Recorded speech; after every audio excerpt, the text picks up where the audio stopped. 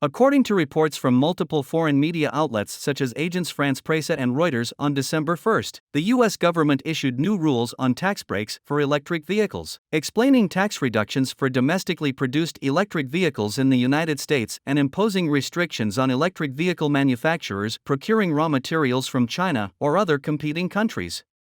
This new tax break rule in the U.S., coupled with the bipartisan infrastructure bill, chip and science bills, and inflation reduction bill enacted in 2022, forms a perfect loop around the automobile industry.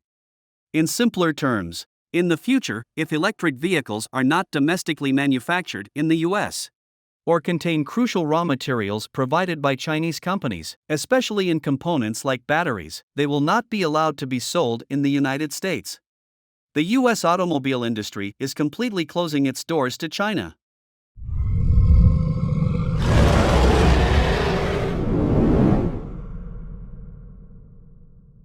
In 2022, the U.S. enacted a series of laws prohibiting American companies from adopting new energy products from China.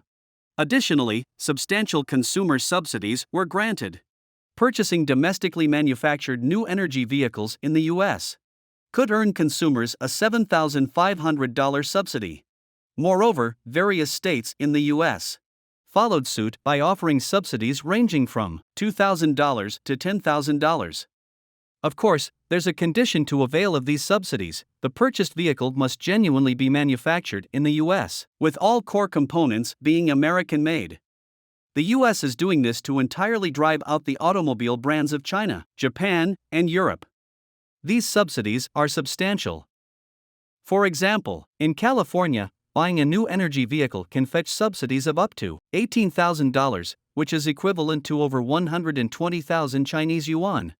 How much is a new energy vehicle?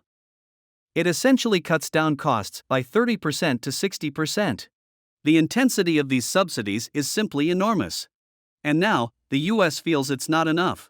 The country has unveiled a $27 billion tax relief policy, showering incentives on domestically produced electric vehicles, providing various tax-free conditions. Simultaneously, they've prohibited car companies from importing related components for new energy vehicles from China, especially car batteries. This time, the U.S. is investing heavily to uplift its own electric vehicle industry. They're shutting out the automobile brands of other countries, especially China, from their borders. The U.S. is doing this because it senses powerful pressure from China. Until now, China has surpassed Japan to become the world's largest exporter of automobiles. Not only that, according to the latest data, as of October, China exported 1.445 million new energy vehicles, a 69% year-on-year increase. Among these, passenger car exports surged by 77%, reaching 1.4 million.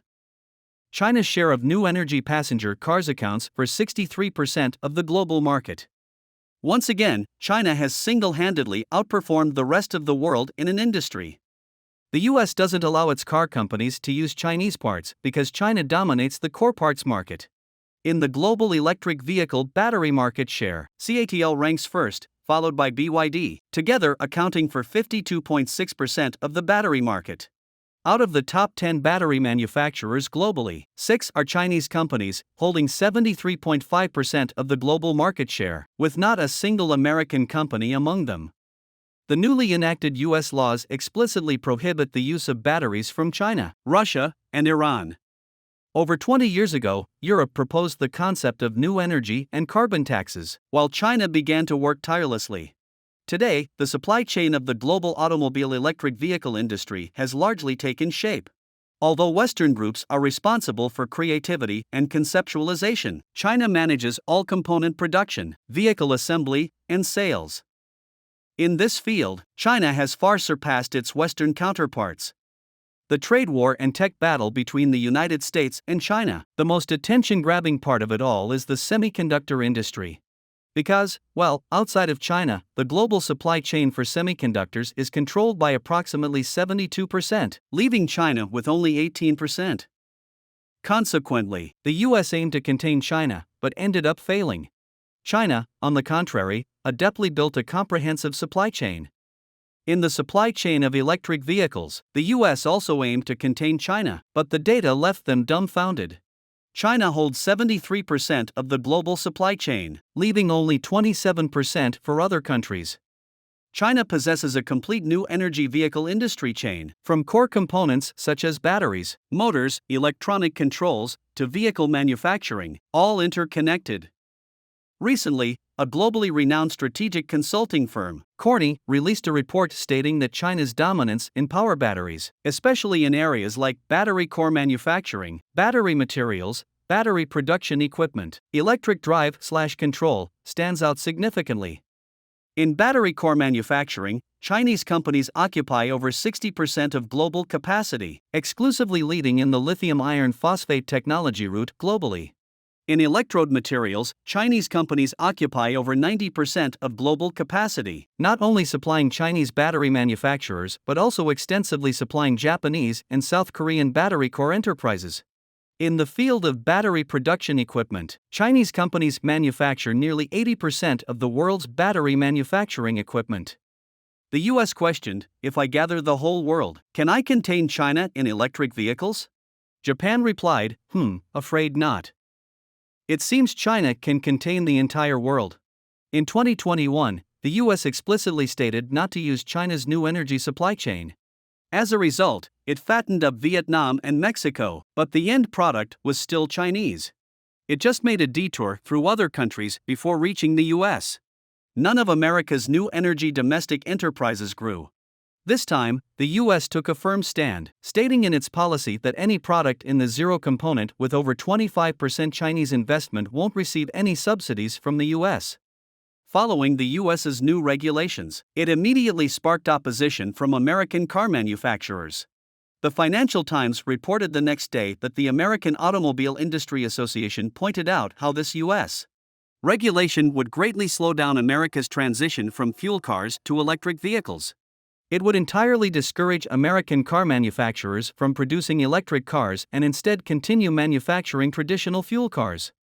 Well, the US suppressed China's semiconductors, but China broke through the blockade and produced its own chips. Now, the US wants to block its own new energy, intending to close its doors to the world.